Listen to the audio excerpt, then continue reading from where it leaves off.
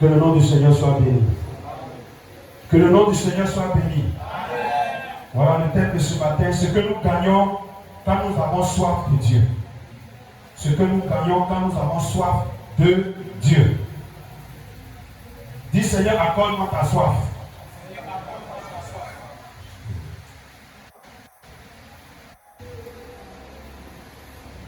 Jérémie 29, verset 13.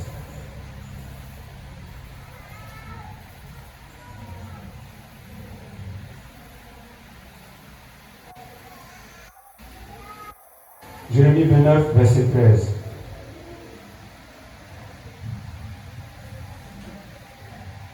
Oui.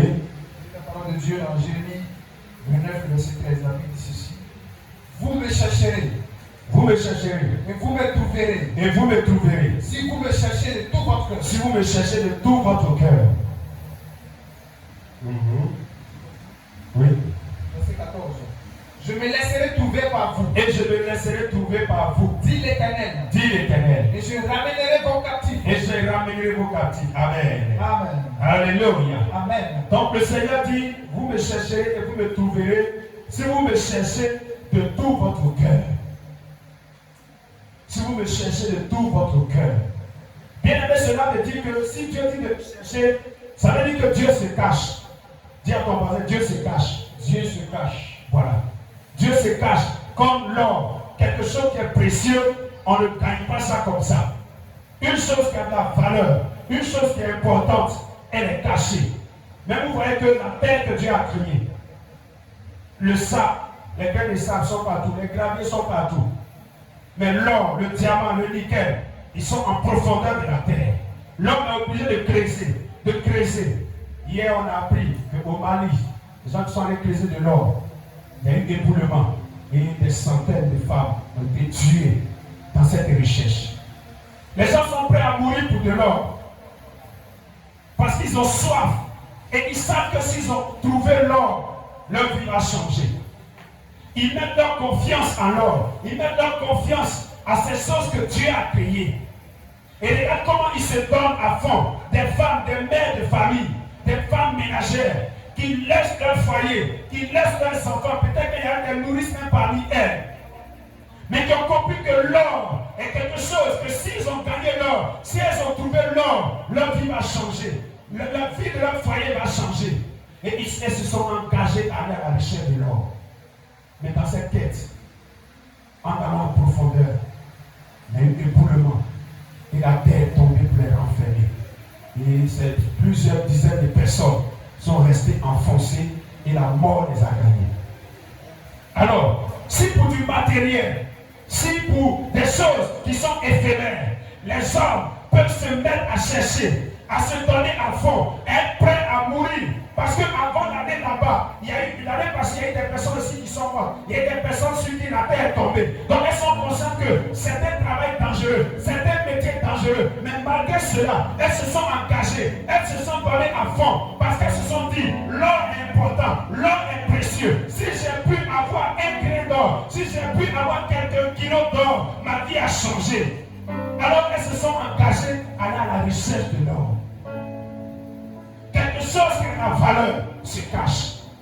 Dieu a la valeur. C'est pas Dieu n'est pas versé comme ça pour que n'importe qui se lève pour l'attraper, n'importe qui se lève pour appeler son ami, pour l'appeler et pour rendre un témoignage, pour dire voilà ce que j'ai fait à Dieu, voilà ce que Dieu a fait avec moi. Dieu est précieux, donc Dieu se cache. Et Dieu te dit ce matin, si tu prends la peine de le chercher, si tu prends la peine de le chercher, non pas de le chercher seulement, mais si tu prends la peine de le chercher de tout cœur, il dit qu'il va se laisser trouver par toi. Il est temps, bien aimé, ayons soif de Dieu. Nous ne recherchons pas Dieu parce que nous ne sommes pas conscients de ce que nous pouvons avoir, de ce que nous pouvons devenir lorsque nous allons trouver Dieu. Ce que cela va impacter notre vie, ce que cela va apporter à notre vie. C'est pourquoi nous ne cherchons pas Dieu. Les gens cherchent l'or parce qu'ils sont conscients de ce que l'or peut leur apporter. Ils sont conscients de ce que l'or peut produire dans leur vie. Ce matin, je te dis, et t'encourager pour te dire, si tu cherches Dieu, si tu manifestes ta soif pour Dieu, quand tu vas le trouver, tu auras trouvé plus que le bonheur. tu auras gagné beaucoup. Si tu prends la décision de chercher Dieu. La soif de Dieu n'habite plus l'église. La soif de Dieu ne nous habite plus. Nous sommes habités par la soif de l'argent. Nous sommes habités par la soif du matériel. Nous sommes habités par la soif de la bénédiction. Nous sommes habités par la soif des biens de ce monde. Et lorsque nous verrons dans la présence de Dieu, nous invoquons Dieu. Il a dit invoque-moi, je vais te délivrer. On invoque pour qu'il nous délivre. Et quand il nous délivre, puisque notre but est atteint, on retourne dans le monde où on se refroidit. Je te dis ce matin ce que tu vas gagner quand tu vas te mettre à chercher Dieu. Alléluia. Quand tu vas te mettre à chercher Dieu, il y a beaucoup d'avantages. Tu auras plus que l'or. Tu auras plus que l'or. Bien-aimé de Dieu ce matin, que Dieu révèle ses secrets à ceux qui le recherchent avec soif. Dieu révèle ses secrets à ceux qui le recherchent avec soif. Lorsque tu recherches Dieu avec soif, il y a des secrets que Dieu a en réserve. Il y a des secrets que Dieu a en réserve que plusieurs ne connaissent pas, que plusieurs ne savent pas. Dans n'importe quel domaine, si tu recherches Dieu, il va te révéler ce secret. Et à partir de ce secret, tu vas te donner une source de bénédiction. Dieu révèle ses secrets à ceux qui le recherchent avec soif. Il n'a pas dit seulement de le rechercher. Il dit ceux qui le cherchent de tout ton cœur. Bien-aimé, est-ce que tu es prêt à chercher Dieu? Peuple de Dieu, encourageons-nous à chercher Dieu. Revenons à la soif de Dieu. Nos pères, dans le passé, comme je dois pouvoir le dire, mais où sont les miracles dont nous parlent nos pères quand ils disaient que l'Éternel avait sorti de l'Égypte par sa main puissante, il a fendu la mer rouge en deux. Où sont ces miracles? Où sont passés ces miracles dont nous racontent nos pères par le passé? Et Dieu va lui dire, parce que tu me cherches avec soif, va avec cette force que tu as et tu verras ma gloire. Lorsque tu cherches Dieu avec soif, Dieu va te montrer son secret. Il va te montrer un secret. Si tu le cherches par rapport au ministère, il te donnera un secret du ministère qui va te faire propulser de l'avant. Dis amen à ce matin. Si tu le cherches bien aimé par rapport à ta santé, il te montrera un secret. Si tu le cherches bien aimé par rapport au ciel, il te donnera un secret qui va te faire propulser de l'avant. Bien aimé, Dieu révèle ses secrets à ceux qui le recherchent avec soif. Il est temps de chercher Dieu. Ceux qui ont cherché Dieu, qui l'ont trouvé, ont eu beaucoup de bénéfices. J'ai écouté les témoignages cette semaine. Les témoignages font du bien. Quand tu écoutes les témoignages, ça édifie. Et ça te propulse de l'avant. Des témoignages qui m'ont encouragé à chercher Dieu. Et j'ai pas besoin de chercher Dieu. Jusqu'à ce que je le trouve. Et je vais te dire aussi que, bien aimé, parce que quand tu entends souvent ce genre de messages, quand tu vas partir ici, bon, je vais chercher Dieu. Tu vas te mettre une semaine, tu vas prier. Tu ne verras rien, tu vas dire, ah, mais ça va, c'est que c'est rien. Mais est-ce que les femmes qui vont creuser l'or, est-ce qu'un jour, 2 jours, elles ne voient rien? Rien ne présage qu'il y a de l'or, mais elles vont continuer à creuser. Elles vont continuer à creuser, même à aller en profondeur. Elles vont croire, elles vont continuer. La sueur va couler sur eux. Ils vont avoir faim, mais ils vont continuer. Je suis même te dire, c'est vrai, si tu prends l'initiative de chercher Dieu, Dieu ne va pas se révéler en un coup. Il va t'éprouver. Il va voir si réellement tu le cherches de tout ton cœur. Il va t'éprouver. Tu vas prier, tu vas crier, tu vas sauter. Rien ne va se passer. Et tu vas te décourager. C'est que tu ne le cherches pas de tout ton cœur. Mais si tu le cherches de tout ton cœur, quel que soit ce qui va arriver, tu vas persévérer. Psaume 42, verset 2.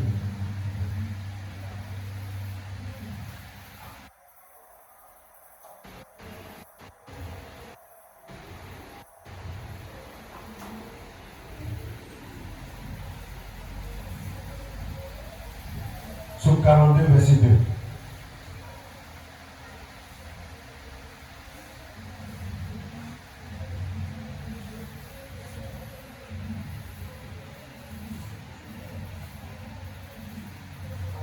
Oui.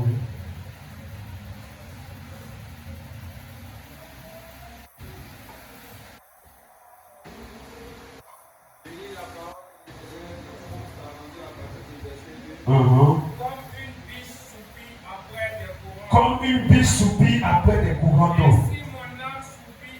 Ainsi mon âme soupire après toi. Oh Dieu, mon âme a soif de toi. Alléluia. Donc David nous montre ici l'image Il dit chercher Dieu. C'est comme une biche qui a soif. C'est comme une biche qui a soif. Et là, quand tu regardes les documentaires, les animaux, souvent, ils sont en groupe et ils vont, ils sont à l'échelle de l'eau. Quand la biche a soif, souvent elle sait qu'il y a crocodile dans l'eau. Elle sait qu'il y a la mort. Elle sait qu'il y a crocodile. Si je ne fais pas attention, crocodile risque de m'avaler. Mais à cause de la soif fait que la biche va surmonter la peur. Et elle va aller se mettre, elle va commencer à boire en étant sous ses gardes. Lorsque le crocodile va surgir, si elle a eu la chance, elle va pouvoir s'échapper. Mais si elle n'a pas la chance, la soif va la conduire à la mort. Quand tu as soif de Dieu, sois prêt à mourir pour Dieu. Dis Amen dans ce matin. Tant que ce que tu recherches à Dieu, tant que la vision que tu recherches, tant que la personnalité de Dieu que tu recherches, tu ne l'as pas trouvé, sois prêt à mourir. Dis-toi, je continuerai jusqu'à la mort. Même si je dois mourir, jusqu'à ce que Dieu se révèle en moi, je vais continuer à le chercher. Est-ce que tu peux acclamer ce matin la soif? Est-ce que tu peux acclamer la soif? Quand tu as la soif, tu surmontes la maladie. Quand tu as soif, tu n'as pas peur de la mort. Tu es prêt à mourir parce que tu veux éteindre ta soif. Tu veux satisfaire ta soif. La soif, c'est quoi? C'est le désir de voir Dieu agir à nouveau. C'est le désir de voir Dieu faire ce qu'il a fait dans le passé. Dis oh yes à ce matin. Dis oh yes à ce matin. Frère, est-ce que tu as la soif de Dieu? Est-ce que tu veux voir ce que Dieu a fait dans le passé? Le Seigneur dit dans sa parole, il dit si le Seigneur perd sa saveur, elle sera foulée au pied par les hommes. L'Église doit revenir au passé. L'Église doit revenir à sa gloire du passé. Sinon, est-ce qu'elle est foulée aux pieds? Aujourd'hui, l'Église est foulée aux pieds par les hommes. L'Église est foulée aux pieds par les hommes parce que l'Église a perdu sa saveur. Le sel que nous sommes, nous n'avons plus ce sel. Et les gens disent n'importe quoi de notre Dieu et rien ne leur arrive. Ils viennent faire ce qu'ils veulent et ils avancent et ils prospèrent. Je refuse cela. Alléluia. Alléluia.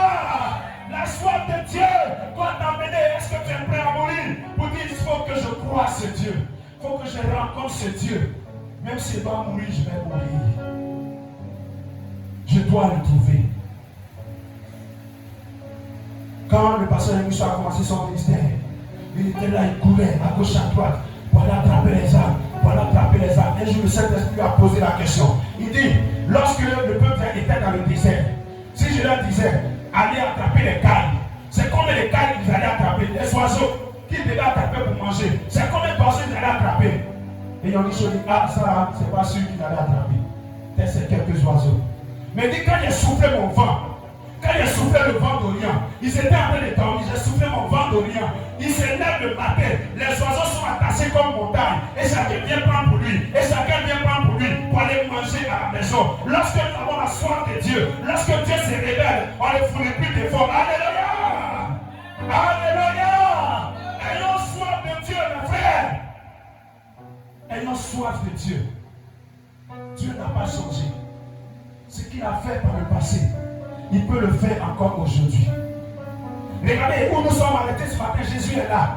Ceux qui ont les yeux spirituels vont le voir. Mais ceux qui n'ont pas la soif ne verront pas Jésus en action. Alléluia! Et la soif de Dieu.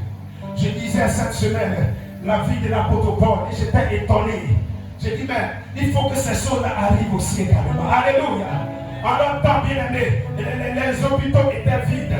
Il y a une ville où, lorsqu'il y a eu des réveil, les juges étaient au chômage. Les policiers étaient au chômage. Parce qu'il n'y avait plus de brigands dans la ville. Il n'y avait plus de gangsters dans la ville. Il n'y avait plus de drogués dans la ville. Les prisons étaient vraiment vides. Les gardes pénitentiaires étaient au chômage. Parce que tellement la gloire de Dieu tombait sur la ville, les gens commençaient à se convertir en masse. Les gens commençaient à se tourner vers Dieu en masse. Qu'est-ce qui a provoqué ça? C'est la soif de Dieu. Lorsque l'Église manifeste la soif de Dieu, Dieu accomplit des réalités. Dieu accomplit le surnaturel. Dieu accomplit la gloire. Dieu accomplit le règne. Et le monde entier commence à voir la révélation des fils de Dieu.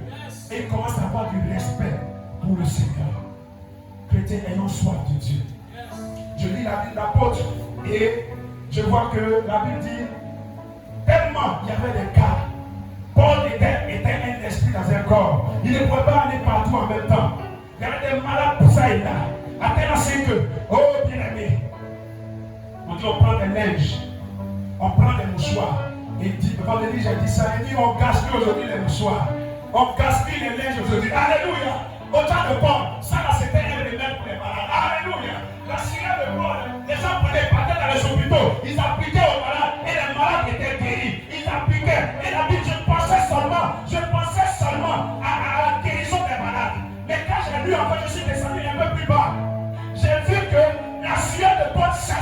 les esprits impurs. Les esprits impurs sortaient des corps à cause de la sueur de Paul. Est-ce que quelqu'un peut acclamer Jésus? Et c'est la soif qui fait cela. C'est la soif qui fait cela. Comment la sueur de quelqu'un, les esprits impurs voient ça. Paul ne dit plus au nom de Jésus. Paul n'écrit plus. Tellement il est rempli. Et il déborde à l'extérieur. L'esprit a pris en lui. L'esprit a pris le contrôle de sa vie. Et Paul a commencé à déborder de l'extérieur. Il a dit que la sueur de Paul guérissait les malades. Et la Bible dit que la sueur de Paul, lorsqu'il était appliqué à des gens, les esprits malins sortaient des corps. Et je dis, mais pourquoi? Comment un homme, simplement sa sueur. La sueur c'est quoi? C'est un déchet. Dis Amen. Dis Amen. Sueur c'est un déchet. Bravo. C'est le déchet du corps qui soit à l'extérieur. Quand le Saint-Esprit, quand tu as soif de Dieu, ton déchet même devient une bénédiction dans la vie des gens. Est-ce que quelqu'un peut acclamer le Seigneur sur la terre? Est-ce que quelqu'un peut acclamer le Seigneur sur la terre? La sueur de Paul, cette sueur qu'on jette dans la poubelle, on dit c'est la saleté. Mais au temps de Paul, il n'y avait pas de poubelle pour contenir les mouchoirs de Paul. Les mouchoirs de Paul étaient dans les hôpitaux, afin de guérir les malades. Les mouchoirs de Paul étaient dans les maisons, afin de chasser les esprits impurs. Tellement Paul était rempli, tellement Paul débordait, tellement Paul était inondé. Pourquoi? Parce qu'il avait la soif de Dieu. Mais est-ce que cela est venu comme ça par hasard? Tu dis encore, tu vas dans Corinthiens là-bas, Paul va te dire que il ne peut pas énumérer tout ce que Dieu a eu à faire par lui. Les miracles et les prodiges. Mais il dit, il a fait les veilles multipliées. Il a eu faim. Les jeûnes multipliés, les veilles multipliées. Il a soupiré après Dieu. Il a cherché Dieu. Il a cherché Dieu. Et quand Dieu est venu, il s'est investi en lui. Même sa sueur était devenue un instrument dans la main de Dieu. Et j'ai dit, mais pourquoi? Et nous aujourd'hui, on fournit beaucoup d'efforts pour chasser même les démons du corps. On soupire, on finit même la voix est cassée. Mais Paul, sueur sainte, ça chasse l'esprit malin. Est-ce que Dieu ne peut pas le faire encore aujourd'hui? Est-ce que Dieu est seulement le Dieu de Paul?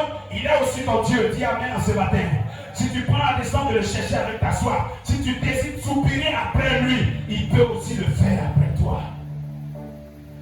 Et pendant que j'étais en train d'écouter tous ces témoignages, il y a eu un réveil aux États-Unis.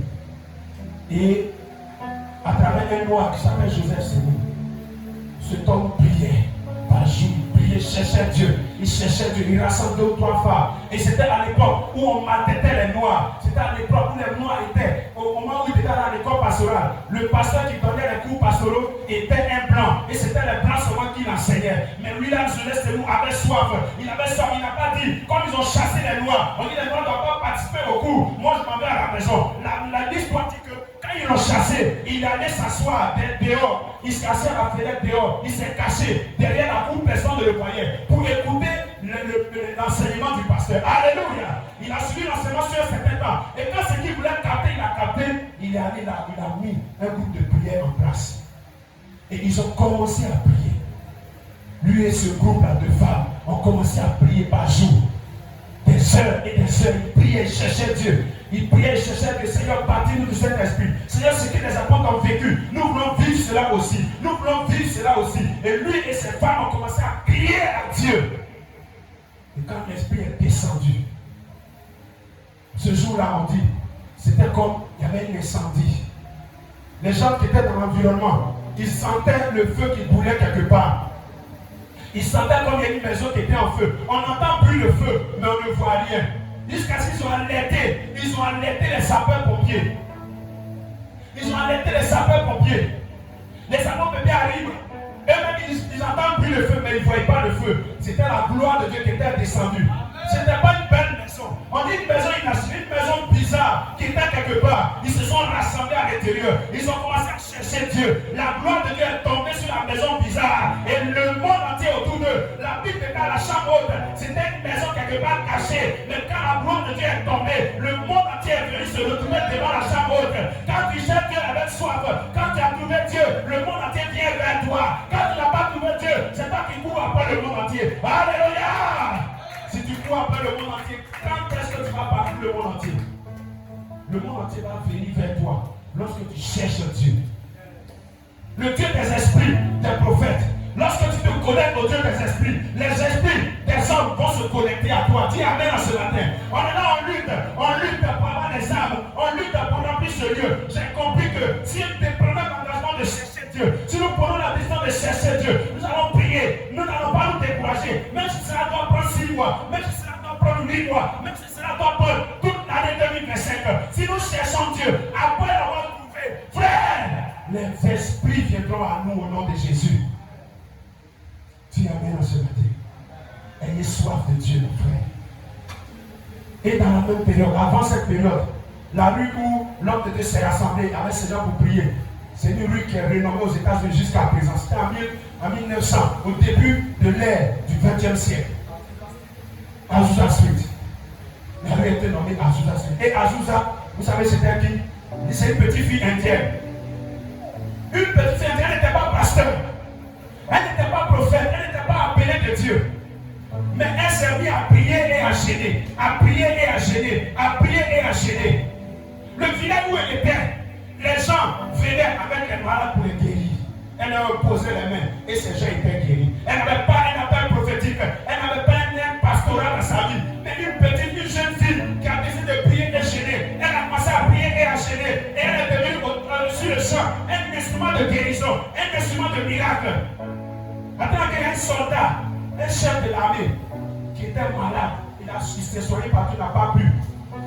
Quand il est venu, la petite fille lui a posé les mains. Quand il a été guéri, c'est lui qui a nommé la fille Azusa. Et ils ont nommé la rue Azusa Street. Est-ce que quelqu'un peut acclamer le Seigneur? Est-ce que quelqu'un peut acclamer le Seigneur? Est-ce que quelqu'un peut acclamer le Seigneur? Frère, quand William Seymour, quand ils ont commencé à prier, le jour où l'incendie est descendu, où la gloire de Dieu est descendue, l'histoire dit que la rue qui était en face d'eux, les gens ne pouvaient plus passer dans la rue. Quand tu passes dans la rue, tu tombes sous onction, tu tombes et tu commences à parler en langue. Les gens avaient peur parce qu'il y avait le feu. Le feu était tellement rempli à l'intérieur que le feu est sorti à l'extérieur. Alléluia! Quand j'ai vu l'église cette histoire, j'ai dit cette rue-là sera baptisée à Azusa Street. Dis Amen à ce matin. Dis Amen à ce matin. Dis Amen à ce matin. Cette rue, dans peu de temps, n'importe qui ne pourra plus passer dans cette rue. Parce que j'ai décidé, nous avons décidé de chercher Dieu. On a décidé de prier. Lorsqu'on va trouver Dieu, cette rue-là, n'importe qui ne va plus passer. Peut-être même moi, annoncer à la radio. Il y a une rue à Sidessi là. Sidessi là, faites attention. Au carrefour SBCI. On vous donne la direction, mais ne passez pas par là comme ça. Passez les véhicules qui passent, quand les bacs passent par là, arrivez devant un petit bâtiment bizarre. Les gens dans le bac commencent à parler en langue. Les gens commencent à crier, les gens commencent à pleurer, les gens commencent à couler. Le sauveur du bac, il descend et il commence à parler en d'autres langues. Alléluia! Oh yes! Mais pour que cela arrive, on doit payer le prix. Il faut dire on doit payer le prix. Il faut dire on doit payer le prix. Nous devons nous faire. Commençons à chercher Dieu. Il n'y a rien de tel quand tu as trouvé Dieu. Quand tu as trouvé Dieu, tu as tout trouvé. Il dit l'or et l'argent m'appartiennent. On laisse celui qui appartient l'or et l'argent et puis on fuit, on court pour chercher l'argent. On court pour chercher l'argent. Est-ce que vous êtes prêts à laisser, à chercher Dieu? Quand on va trouver Dieu, l'argent ne sera plus un problème pour nous. Alléluia! Mais tant qu'on va laisser Dieu et on va courir après l'argent, l'argent va continuer à nous fuir. Parce que quelque chose que tu poursuis ne fera que t'échapper. Quand tu as dit quelque chose, cette chose-là vient à toi. Dieu dit l'or et l'argent est à moi. Donc, la même manière que Néman a dit le faire, c'est comme ça que Dieu a dit. Alléluia ce matin. Alléluia ce matin. Lorsque tu vas mettre Dieu en toi, lorsque tu vas être rempli de Dieu, bien aimé, tu seras comme un aimant d'argent. L'argent va venir se coller à toi. L'argent va venir vers toi. Quand tu cherches Dieu et que tu le trouves, tu deviens une personne spéciale. C'est la soif qui fait que Dieu se révèle. Dieu montre ses trésors à ceux qui le recherchent ardemment. Tu dois chercher Dieu ardemment. Et il va te montrer ses trésors. Cette génération est une génération qui ne connaît pas Dieu. Kakou Sévéré a dit, dans une nation, un seul homme dans une nation peut bouleverser cette nation sous la puissance de l'onction du Saint-Esprit. Et on a vu que ce qu'il a dit, lui-même il a accompli dans notre nation. Alléluia. Kakou Sévérin a bouleversé la nation. En tellement c'est que certaines églises chassaient Kakou Sévérin du corps des gens. L'esprit de Kakou Sévérin sort de ce corps. Tellement l'esprit l'utilisait. Et la gloire de Dieu l'accompagnait. Mais comment il a pu avoir ça? C'est la soif. Tu ne pries pas pour montrer que tu fais 10 heures de prière, que tu sais prier que les autres. Non. La prière, le jeûne, la méditation, c'est une disposition que tu prends. C'est comme le vase. Avant d'utiliser le vase, il faut nettoyer le vase. Donc certaines personnes, quand Dieu commence à aller avec eux, ils commencent à s'enfler. Ah, moi c'est moi, hein. C'est moi que Dieu utilise. C'est moi que Dieu utilise. Non. Tu as gêné, tu as prié. C'était un instrument que Dieu a pris pour te nettoyer, pour faire de toi un vase. C'est quoi les porcs, les pierres? Quand Dieu les utilisait de façon exponentielle, que les gens venaient se prosterner devant eux. Il leur disait, non, ne faites pas cela. Nous sommes des hommes au même titre que vous. Nous sommes des hommes de même nature que vous. Nous ne sommes pas des dieux. Ne nous donnez pas les sacrifices. Pourquoi lorsque tu cherches Dieu, Dieu ne se révèle pas aussitôt à toi? C'est pour enlever toutes ces caractéristiques en toi. Parce que quand tu as trouvé Dieu là, la gloire de Dieu qui est sur toi, les gens ne vont pas voir Dieu. Mais c'est la gloire de Dieu qui est sur toi qu'ils vont voir. Et c'est toi qu'ils vont voir comme Dieu. Le problème, ce n'est pas de chercher la gloire de Dieu. Mais c'est quand la gloire de Dieu va venir sur moi, comment je vais la gérer? C'est ça le problème. Lucifer n'a pas commencé à être rebelle à Dieu. La Bible, il a servi fidèlement Dieu. Et quand Dieu l'a élevé, lui sa gloire c'était que Dieu lui a donné une beauté suprême au ciel, au milieu de tous les anges. Il n'était pas le plus fort des anges, il n'était pas le plus puissant des anges, mais Dieu les a testés, les a éprouvés. Et Lucifer a été trouvé fidèle dans son épreuve. Alors Dieu l'a récompensé en lui donnant une gloire, une telle beauté au ciel. Parce que lui, il a amené le peuple à adorer Dieu. À un moment donné, Lucifer dit, ah, la gloire de Dieu était sur lui. Quand la gloire de Dieu, c'est la même, ce qui ne passe sur la terre, c'est ce qui ne passe au ciel. Il dit que ta gloire vient sur la terre et que ta volonté soit faite sur la terre comme au ciel. Donc la même, quand Dieu commence à utiliser un homme sur la terre, que les hommes veulent l'adorer, les hommes veulent se prosterner devant lui, les hommes veulent le prendre pour Dieu, c'est comme ça au ciel. Quand Dieu élève un ange, les autres anges aussi veulent l'adorer, les autres anges veulent le glorifier. Mais c'est l'ange qui doit reconnaître que ce n'est pas moi que vous devez glorifier. Je suis doté de quelque chose. C'est quelqu'un qui m'a choisi, c'est quelqu'un qui m'a établi. C'est à lui que vous devez rendre la gloire. Alléluia! C'est pas quand Jean est devenu un ange, parce que la Bible dit que Jean est devenu un des anges. C'est dit amen à ce matin. C'est pas ceux qui sont en train de parler de mariage. Non, au ciel, on me réserve 10 vierges. Je vais servir mon Dieu fidèlement ici. Au ciel, on va me donner 10 vierges. Il n'y a plus 10 vierges au ciel. Il n'y a plus de mariage au ciel. Alléluia! Si tu es marié, c'est ici maintenant sur la terre. Marie-toi en même temps. Parce qu'au ciel, il n'y a plus de mariage. Ceux qui étaient mariés et femmes ici sur la terre vont s'appeler frères et sœurs au ciel. Est-ce que tu peux acclamer le Seigneur? Est-ce que tu peux acclamer le Seigneur? Alléluia! C'est comme ça au ciel. Quand Louis et puis sa femme vont se voir, ils vont s'appeler frères. Ah, frère, sœur Alec, comment ça va? Oui, frère, je dis, ça va bien. Alléluia! Il n'aura plus l'idée même qu'on a vécu ensemble, on a eu affaire, comment il s'appelle, Elie Chama. Non, on va oublier tout ça. On sera des frères et des sœurs. Et les gens ont voulu se prosterner devant l'ange. L'ange lui a dit, non, arrête ça. Ne te prosterne pas devant moi. Et c'est ce qui se passe au ciel. Quand les anges servent Dieu, que Dieu les Seigneur, il leur donne sa gloire. Il met sur eux sa gloire. Et quand sa gloire commence à briller sur eux, et ils commencent à devenir comme Dieu, ils doivent faire attention de ne pas partager la gloire. C'est-à-dire quand le peuple, quand les autres vont vouloir attirer l'attention sur toi, non, tu ramènes l'attention sur les ténèbres. Et Dieu continue à te glorifier davantage. C'est pas les 24 vieillards. Chaque jour quand on leur donne la couronne, et ils jettent la couronne. Ils sont malins. Oh, est-ce que tu vas acclamer les vieillards ce matin? Est-ce que tu vas acclamer les vieillards? C'est pourquoi cette année, cette église aussi a besoin des vieillards. Dis Amen. Trop de jeunesse, c'est pas bon aussi. Dis Amen ce matin. On a besoin des vieillards pour donner des sages conseils. Si tu crois à ça, acclame le Seigneur. Si tu crois à ça, acclame le Seigneur. On va terminer pour montrer que la soif nous met dans une position supérieure aux autres. Ce n'est pas une question d'appel au ministère. Ce n'est pas une question véritablement de ce que tu as un appel. Tu peux être un saint fidèle, une sainte fidèle. Mais la soif de Dieu va t'amener et va te mettre au-dessus même de tes leaders, au-dessus de tes pasteurs. Dieu peut te placer par rapport à ta soif. Lisons Jean chapitre 20. Jean chapitre 20. Écoutez très attentivement. C'est le dernier texte et puis on va terminer. Jean chapitre 20. 21 à 18.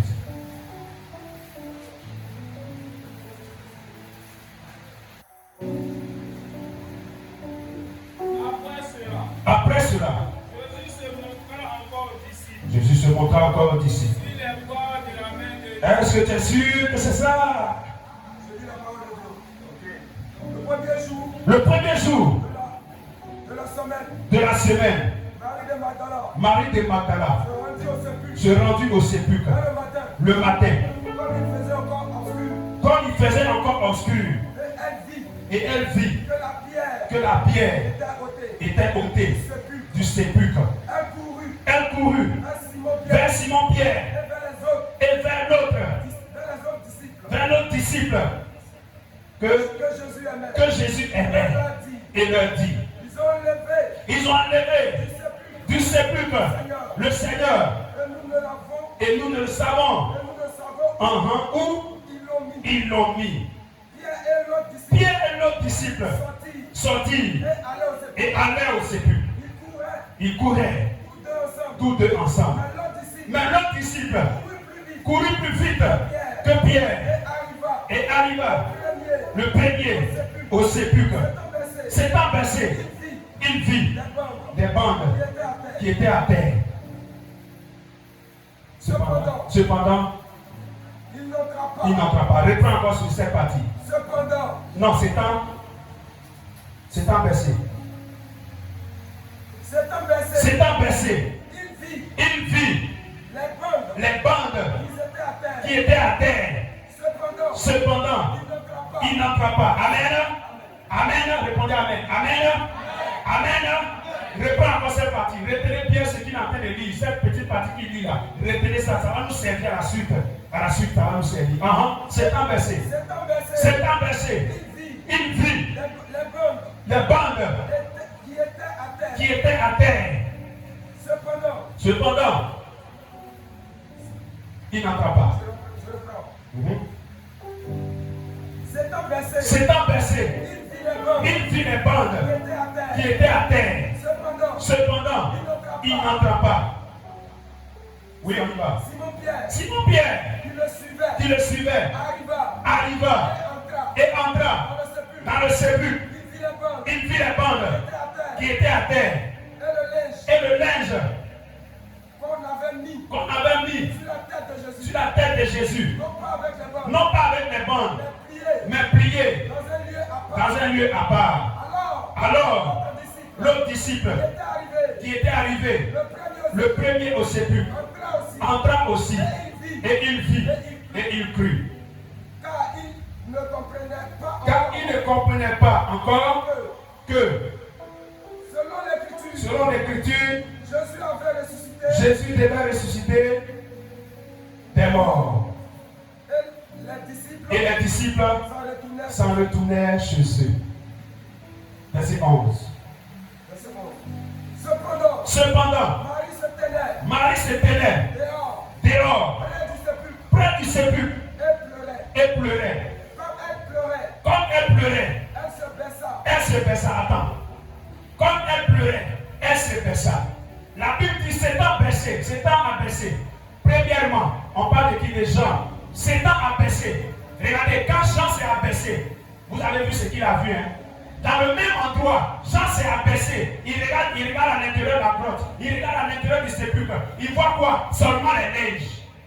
Mais ils vont finir de faire tout ça et rapidement ils vont retourner à la maison. Marie était allée d'abord avant eux. Pendant qu'il faisait encore obscur, il faut dire que c'est la soif qui fait ça. Oh, répète avec lui, c'est la soif qui fait ça. Pendant qu'il faisait encore obscur, pendant que les Pierre et Jean dormaient, pendant que les disciples dormaient, elle n'a pas pu dormir, elle s'est levée tôt le matin. Pendant qu'il faisait obscur, on peut dire 4 ou 5 heures, elle est partie au temple, elle était là-bas, elle n'est pas entrée, mais elle est restée à distance. Elle a vu seulement la pierre qui était ôtée. Elle allait appeler les disciples, ils viennent, ils rentrent, ils voient seulement le neige, et puis ils retournent à la maison. Mais Marie dit, la soif fait qu'elle est encore là. Elle dit, il y a quelque chose qui est là. Si les autres n'ont pas vu, mais moi je vais voir. Est-ce que quelqu'un peut acclamer le Seigneur? Est-ce que quelqu'un peut acclamer le Seigneur? Lorsque tu as soif, les autres peuvent arrêter. Mais toi tu continues, dis Amen. Dis Amen. Dis Amen. On dit le jeûne est terminé. Mais la soif afin que toi, tu vas continuer le jeûne. Oh, quelqu'un peut acclamer le Seigneur. Est-ce que quelqu'un peut acclamer le Seigneur? Le passage dans les 21 ou 21 jours est fini. Je m'arrête là. Mais Marie de Magdala qui est là ce matin va dire non, je n'ai encore rien vu. Moi, je vais continuer le jeûne. Je vais aller jusqu'à 30 jours. Je vais aller jusqu'à 40 jours. Parce que j'ai soif. Je désire voir. Je désire voir. Je désire voir. Je désire voir. Je désire voir. C'est un verset 8. Cependant, Marie s'éteignait dehors près du sépulcre. Et elle pleurait. Comme elle pleurait. Comme elle pleurait, elle se baissa. Elle se baissa d'abord pour regarder. Il ne faut pas déplacer. Elle se baissa pour regarder dans le sépulcre. Amen, amen. De la même manière, la même position que Jean a pris. Pierre, ils sont venus, se sont abaissés. Jean s'est abaissé, il a regardé dans le sépulcre. Lui, il a vu quoi? Les linges. Pierre est venu. Pierre a vu les linges. Pierre a vu aussi la bonne qui était couchée de l'autre côté. Ouais, c'est-à-dire au fur et à mesure de ta soif, tu verras au-delà de celui qui t'arrête. Chaque fois que tu t'arrêtes, tu arrêtes aussi la révélation de Dieu. Dis amen à ce matin. Dis amen à ce matin. Jean est venu. Il est resté devant le sépulcre. Il a vu seulement la bonne qui était à terre. Pierre est venu. Pierre est rentré dans le sépulcre. Pierre va voir la bonne à terre. Et de l'autre côté, le linge qu'ils ont pu mettre sur la tête de Jésus. Ça fait deux choses. Ils vont finir, ils vont partir. Marie va rester encore. Elle va se baisser. Et elle regarde à l'intérieur du temps. Qu'est-ce qui va se passer dans le sépulcre? Qu'est-ce qu'elle va voir? Oui, on y va. Et elle vit deux anges. Elle vit deux anges. Vêtus de blanc. Assis. À la place. Où avait été couché le corps de Jésus. Est-ce que quelqu'un peut acclamer Jésus? La dimension de ta soif révèle la dimension de la révélation de Dieu. La dimension de ta soif révèle la dimension de la révélation de Dieu. Regarde, est-ce que pendant que Pierre est venu, est-ce que les saints n'étaient pas là?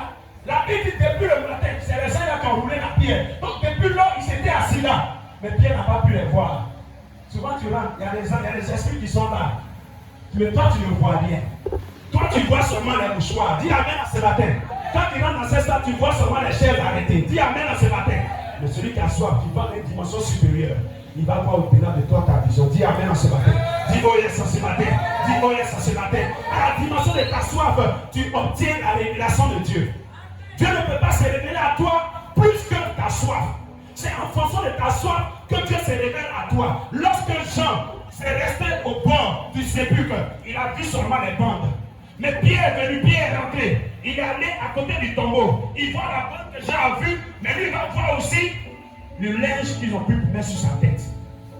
Mais Pierre n'a pas été capable, le point de Dieu, l'appelé de Dieu, n'a pas été capable de voir les deux hommes qui étaient assis là. Pendant que Pierre a fait tous ses grimaces, les hommes qui regardaient et puis il souriait. Il dit, mais cet homme-là, il ne voit rien. Alléluia! Alléluia! La dimension de ta soif, ce n'est pas une question de manteau, ce n'est pas une question de je suis appelé, je suis pasteur. Non! C'est une question de soif. Marie de Magdala n'était même pas parmi les disciples. Elle était les accompagnatrices, les services d'hommes de Jésus. Mais les pierres qui étaient les apôtres, leur soif n'était pas trop élevée. Et j'ai compris par là que c'est en fonction de la soif que nous avons que Dieu nous donne certaines parties de sa révélation. Regardez, quand ils n'ont pas vu là, ils sont partis. Ils ont vu les bonnes, ça leur suffisait. Ah, j'ai vu les bonnes, moi j'ai vu seulement la pierre ôtée, moi j'ai vu. Mais la Bible dit qu'ils ne comprenaient pas que selon l'écriture, Jésus devait ressusciter des morts. Mais Marie comprenait que Jésus devait ressusciter. Elle dit c'est pas clair. S'il n'y a pas de bandes, c'est qu'il y a un mystère dans cet endroit. Il y a un mystère dans cet environnement. Je ne partirai pas sans que je l'ai vu. Alléluia! Est-ce que quelqu'un peut acclamer Dieu pour la soif? Il y a la soif! La soif! Le même endroit, la même période, la même époque. Ils sont allés. Et même Marie de Magdala est restée loin. Pierre est rentré.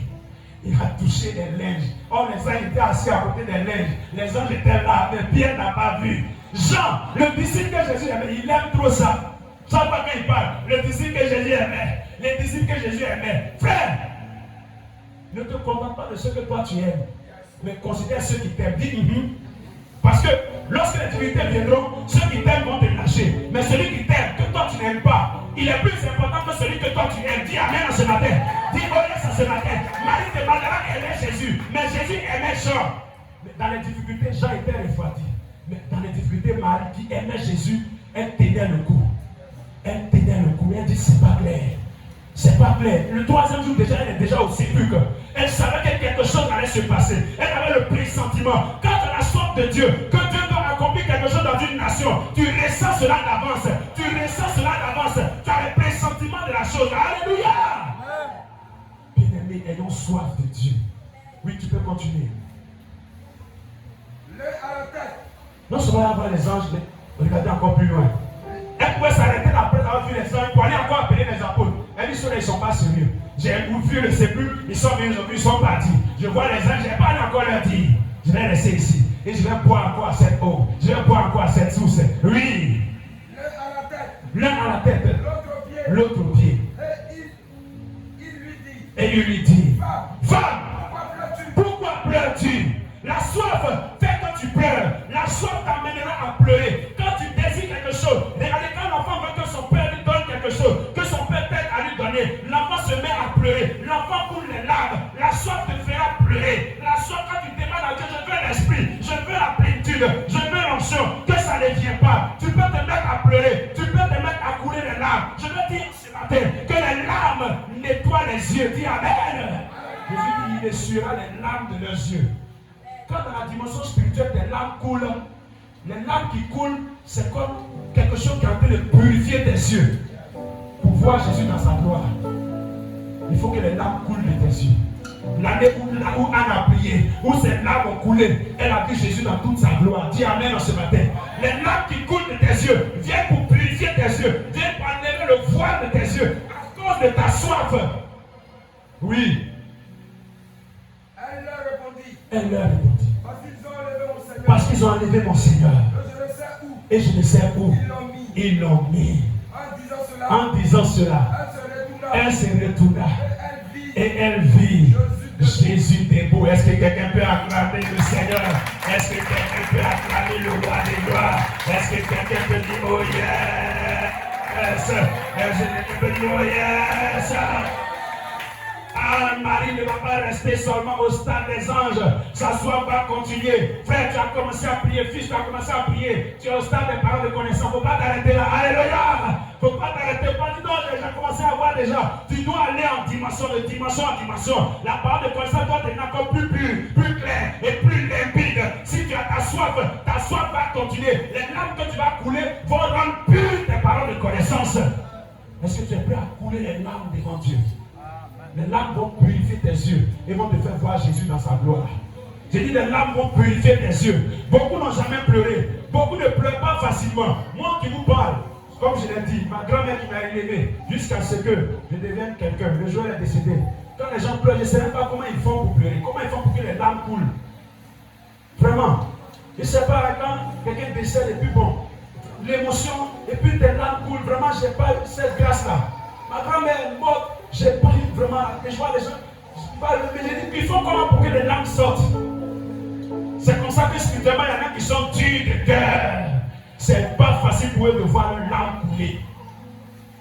Mais si tu coules tes larmes devant le Seigneur, tu verras les pans de sa robe. Dis Amen ce matin. Amen. Dis Amen ce matin. Oui.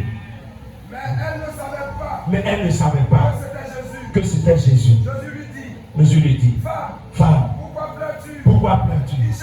Qui cherches-tu? Elle pensait que c'était le jardinier. Il dit, Seigneur, si c'est toi qui as pris mon Seigneur, dis-moi où tu l'as mis. Et je vais aller le chercher. Jésus lui dit, Marie. Elle se tourna. Elle lui dit, en hébreu, Rabouni, c'est-à-dire, maître. Jésus lui dit, ne me touche pas, car je ne suis pas encore monté vers mon Père. Mais va trouver mes frères et dis-leur que je monte vers mon Père et votre Père, vers mon Dieu et votre Dieu. Est-ce que quelqu'un peut acclamer le Seigneur? Acclame Jésus en poussant les cris de joie. Acclame Jésus en poussant les cris de joie. Regardez comment le manque de soif peut nous faire rater certaines révélations. Or, il faut dire, or Jésus était là aussi. Pendant tous ces va-et-vient que Pierre faisait, Jésus était là aussi. Mais il n'avait pas les yeux pour le voir. Parce que la dimension de leur soif, ce qui les emmenait au sépulcre, ce n'était pas la soif, mais c'était la curiosité. Marie a dit que bien, on va aller voir ta vie. Ce n'était pas la soif. Bien, mais beaucoup viennent à l'église avec la curiosité, mais ne viennent pas avec la soif. Le désir ardent de voir Dieu, d'expérimenter Dieu. Marie, dans cet environnement du cimetière, c'était mystérieux. Et j'ai compris alors que quand Jésus est sorti du tombeau, il est allé d'abord vers le Père pour remettre la clé, pour remettre la lettre de mission avant de revenir pour que les disciples le voient. Parce qu'il a dit à Marie, il ne faut pas me toucher. Or, quelques temps après, il a dit à Pierre, à Thomas, mets ta main ici, il faut toucher, il faut toucher, il faut toucher. Il n'était pas encore monté, mais il devait monter. C'est-à-dire quand il est sorti du tombeau, Marie était la seule à le voir. Aller d'abord vers le Père, faire la commission et revenir maintenant pour se montrer à ses disciples. Or, est-ce que tu peux acclamer le roi de gloire? Est-ce que tu peux acclamer le roi de gloire? Est-ce que tu peux acclamer? Ta manière d'acclamer ne révèle pas ta soif. Ta manière d'acclamer ne révèle pas ta soif. Est-ce que tu as soif de Dieu?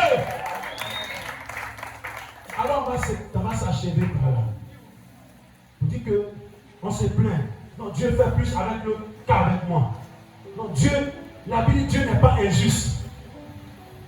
Il rend à chacun selon ses œuvres et selon le fruit de ses agissements. Il se révèle à chacun à la dimension de ta soif. Là où s'arrête ta soif, c'est là que Dieu s'arrête avec toi. Jésus était au sépulcre. Et Pierre est passé, il n'a pas vu. Jean est venu, il n'a pas vu. Il tape plus la poitrine. Les disciples que Jésus aimait. Les disciples que Jésus aimait. Mais il n'a pas vu ce Jésus. Ce qui est bizarre encore, il rentre dans le sépulcre. Les anges sont là. Ils ont des frissons. Ils sentent des choses. Mais ils ne voient rien. Ils ne voient que seulement le côté physique des choses. Quand tu n'as pas la soif, tu vas rester au niveau physique des choses. Tu ne verras pas le côté surnaturel de la gloire de ton Dieu. Alors levons-nous pour avoir soif de Dieu. Engageons-nous dans la soif de Dieu. Marie était celle qui a annoncé le message de la résurrection de Jésus, qui était la première à annoncer le message de la résurrection de Jésus. Ce n'est jamais un apôtre, ni Pierre, ni Paul, mais Marie, une simple femme, une simple servante. Pourquoi? C'est à la dimension de sa soif. Le réveil qui va venir dans ce pays, le réveil qui va venir dans cette église, ne viendra pas forcément du pasteur. Même un enfant qui se lève et qui commence à avoir soif, et qui commence à chercher Dieu, Dieu va se révéler à lui. Il dit, je me laisserai trouver par vous, si vous me cherchez de tout votre cœur. Donc, regarde un peu, quand tu n'as pas soif de Dieu, comment tu rates des opportunités? Quand tu ne désires pas ardemment Dieu, comment tu rates des opportunités? Tu es dans une atmosphère, tu es dans un environnement où la gloire de Dieu est là, mais toi tu ne peux pas voir la gloire de Dieu. Tu viens à l'église, les gens sont touchés, les gens sont marqués, mais toi tu ne peux pas voir la gloire de Dieu parce que tu n'as pas la soif de Dieu. Dieu ne donne pas, il dit il ne donne pas, ne jette pas tes perles au bousseau. Car après lui avoir donné tes perles, il va aller encore dans la boue. C'est celui qui a soif à qui Dieu donne. Il dit, vous qui avez soif, venez et vous serez désaltérés. Vous allez boire l'eau et vous n'aurez plus jamais soif. Regarde, quand tu n'as pas soif de Dieu, tu te dis chrétien, mais il y a des occasions que tu rates. Il y a des opportunités que tu rates. Pierre et Jean étaient là, en train de tourner dans le sépulcre. On avait des êtres spirituels qui étaient là. Leur Seigneur était là, sorti fraîchement du tombeau. Il n'est pas encore monté auprès du Père. Il est dans le jardin. Il est là, il les observe. Les yeux sont braqués sur lui. Mais il ne voit rien. Mais Marie de Magdala, la soif qu'elle avait de Dieu, le Seigneur s'est révélé à elle. Elle est la seule qui a vu Jésus quand il est sorti fraîchement du tombeau, avant d'aller au Père. Accompli la mission et revenir maintenant vers les disciples pendant 40 jours. Il va leur enseigner les derniers détails et puis maintenant il va connaître son enlèvement, son ascension. Dis Seigneur, donne-moi ta soif. Oh, parle avec lui ce matin. Seigneur, donne-moi ta soif. Je veux te désirer ardemment. Comme David. Remplis-moi de ta soif. À partir d'aujourd'hui, je veux te désirer ardemment. Je veux te chercher ardemment. Car Celui qui te cherche, tu te laisses trouver par lui. Alléluia. Dieu veut se révéler à nous. Il veut manifester des dimensions dans notre vie. Quand tu lis l'histoire des pères de la foi dans le passé, mais ça n'a pas été. Ça prouve que la parole est la vérité. Quand des personnes commencent aujourd'hui, ils ne voient pas, ils sont obligés d'aller signer des pactes avec les démons, prendre des choses avec le diable pour venir servir Dieu. Ils trouvent que c'est difficile. Dieu n'est pas un menteur.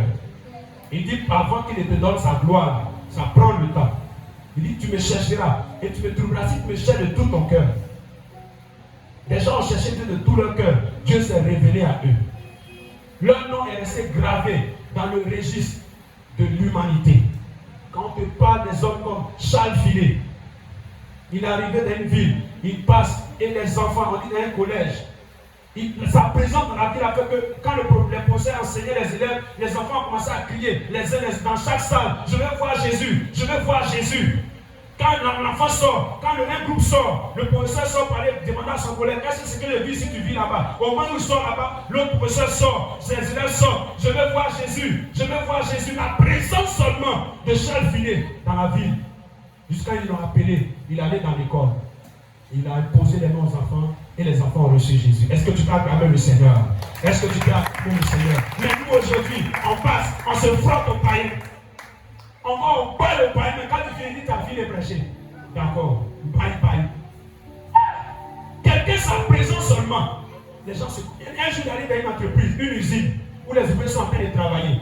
Il y a une femme qu'il a croisée. La femme le connaissait comme serviteur de Dieu. Et la femme a commencé à l'insulter. Il n'a rien dit. Il a commencé à pleurer devant la femme. La femme a été touchée. Elle était convaincue de péché.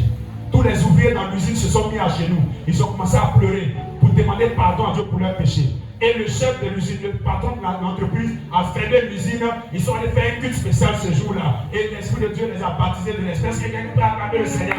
Est-ce que quelqu'un peut acclamer le Seigneur? Frère, quand tu as trouvé Dieu, après avoir manifesté ta soif, frère, Dieu a accompli l'extraordinaire avec toi. Il a accompli l'extraordinaire avec toi. Un autre homme de Dieu aussi. Écoutez les témoins, ça va vous édifier. Un Nigérien. Il est allé prier un jour dans une forêt. Il cherche la face de Dieu. Il est en train de prier le Seigneur. Et il entend un bruit. Tu vois, quand c'est pas marche là, il entend un bruit de quelque chose qui marche, qui est en train de venir vers lui. Il ouvre les yeux. Un gros python est sur le point de l'avaler. Il avait peur, mais le Saint-Esprit dit continue ce que tu es en train de faire. Il ne faut pas t'occuper de ce serpent. Dis Amen à ce matin. Frère, il a fermé ses yeux, il a continué à rire, papa chocolat. Le temps où il finit la prière, il regarde le serpent a séché. Un gros python, il a séché sur place.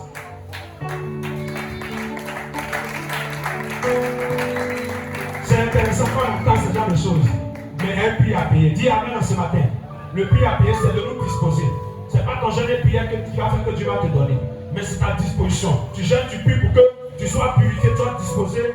Parce que quand tu vas jeûner, prier, Dieu va commencer à faire, tu vas commencer à taper. Moi, j'ai jeûné 20 jours. Moi, j'ai jeûné 30 jours. Toi, tu as jeûné plus que moi. On va faire les concurrences maintenant. Or, on n'a pas compris que le jeûne, la prière, la disposition, la consécration, c'est une simple disposition.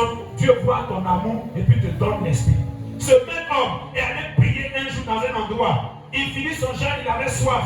Il s'est rappelé que Moïse a frappé le rocher, l'eau est sortie. Il a ordonné au rocher. Et l'eau a commencé à jaillir du rocher. Il a bu l'eau du rocher. Et on dit à Dieu, jusqu'à présent, le rocher est encore au Nigeria. C'est devenu un site de pèlerinage pour les Nigériens. Ils vont là-bas et ils voient la gloire de Dieu.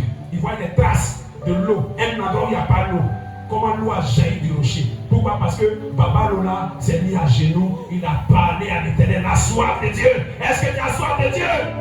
Est-ce que tu as soif de Dieu? Dieu a fait de l'extraordinaire avec toi.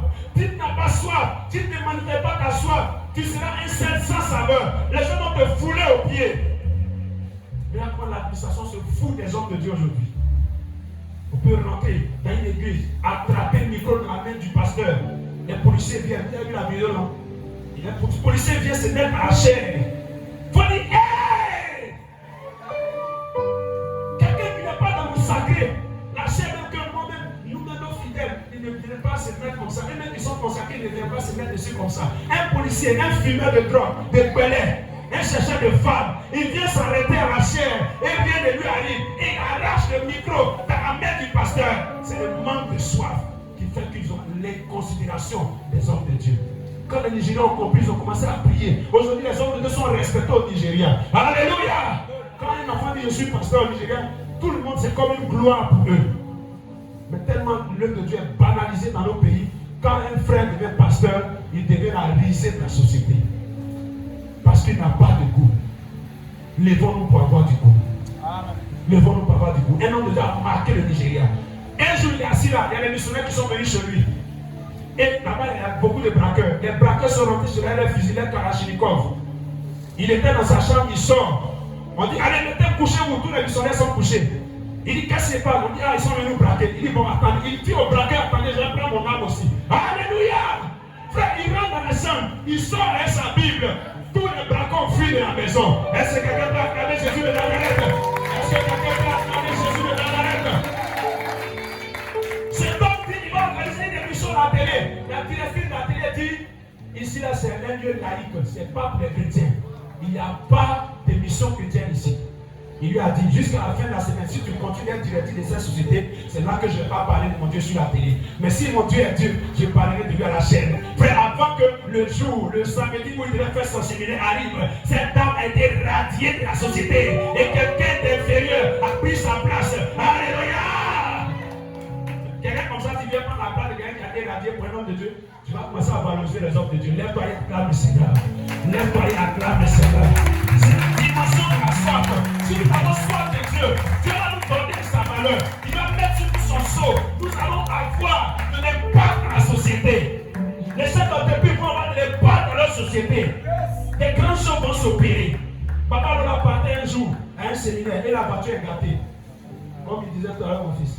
La voiture se gâte, donc il y a ainsi s'il n'est pas allé au séminaire. Il dit à son chauffeur, bon, tu me trouves au séminaire. Papa, tu fais comment pour partir? Il dit, ça, c'est pas ton problème. C'est que si je te dévance, papa, on a fait un pas, deux pas, il disparaît et il réapparaît au lieu du séminaire. J'ai dit, il réapparaît au lieu du séminaire. Le temps où son fils va venir d'arrêter la voiture, jusqu'à ce qu'il arrive au séminaire. Non, c'était un plan du diable pour empêcher l'homme de venir aller prêcher. Voiture finit de s'arranger, il arrive au séminaire, on donne la main finale, les gens sont en train de se saluer, Papa Lola a fini sa mission. Donc le diable l'a empêché de partir, mais il dit niet. Quand tu as la soif de Dieu, jusqu'à ce que tu trouves le Seigneur, les esprits des hommes vont te trouver. Dis Amen en ce matin. Tu vas devenir un trésor précieux. Tu vas devenir une bénédiction dans ta nation. Ce matin, tu vas lever ta main. Tu vas dire au Saint-Esprit, je veux ta soif.